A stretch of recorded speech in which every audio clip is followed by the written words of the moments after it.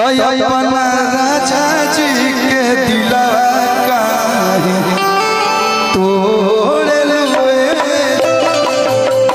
Minor में आओगे, minor समय कम है।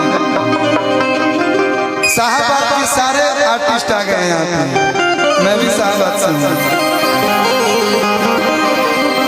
हेलो माइनर है ना कि तू तो काटेलू किचन में भिंडिए जान,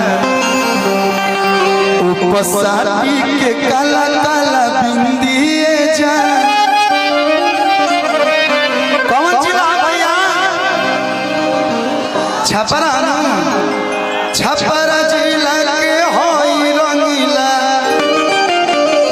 मैं हमारे छपरा के रंगीला भाई आए बड़े से। एक गाना में भाव बा कि तू तो काटेलू किचन में भिंडिए जान,